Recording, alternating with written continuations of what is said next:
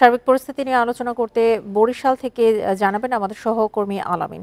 আলামিন, আমরা যেমনটি দেখছি যে বরিশাল বিশ্ববিদ্যালয়ের আন্দোলনরত শিক্ষার্থীরা কিন্তু বলছেন যে নির্বাহী বিভাগ থেকে যে সমাধান করা হয়েছে এটি কিন্তু শিক্ষার্থীদের দাবিরই প্রতিফলন।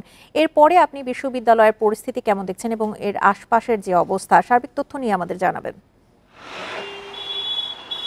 গতকাল বিকেল 4:30টায় কিন্তু বরিশাল বিশ্ববিদ্যালয়ের যে আন্দোলনরত শিক্ষার্থীরা রয়েছে তারা কিন্তু একটি সংবাদ সম্মেলনের আয়োজন করেছিল এবং সেই সংবাদ সম্মেলনে কিন্তু তারা আদালতের যে রায় সেই রায়ে কিন্তু তারা সন্তুষ্টি প্রকাশ করেছেন। পাশাপাশি নির্বাহী বিভাগের যে ব্যবস্থা দিয়েছেন তাতেও কিন্তু তারা সন্তুষ্ট এবং তারা বলছেন যে সেটি কিন্তু আন্দোলনরত শিক্ষার্থীদের আসলে তাদের একটি প্রতিফলন ঘটেছে, যে তারা যেটি চেয়েছিল সেটি কিন্তু তারা পেয়েছে।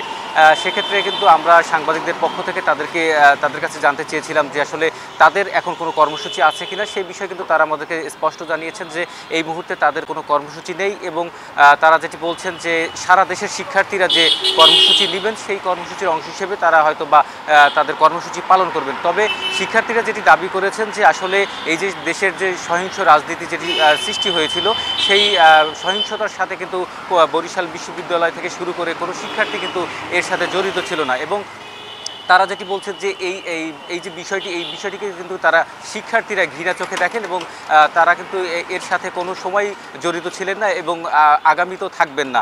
এবং তারা আরেকটি বিষয় হচ্ছে, আমরা কিন্তু তাদের কাছে জানতে চেয়েছিলাম যে তাদের কোনো চাপ আছে কিনা বা তাদের কোনো প্রকার হয়রানি করা হচ্ছে কিনা। সেই বিষয়টি কিন্তু তারা স্পষ্ট করেছেন যে আসলে তারা কোনো হয়রানির শিকার হচ্ছেন না। তবে তারা বিশ্ববিদ্যালয় প্রশাসনের সাথে বসেছিলেন এবং প্রশাসনের কাছে তারা 4টি দাবি জানিয়েছেন। তাই দাবির মধ্যে কিন্তু বিশ্ববিদ্যালয়ের হল খুলে দেওয়ার দাবি ছিল এবং সাধারণ শিক্ষার্থীদের যাতে হয়রানি করা না হয়, তাদের বিরুদ্ধে কোনো মামলা না হয় সেই বিষয়টি কিন্তু তারা দাবি জানিয়েছেন।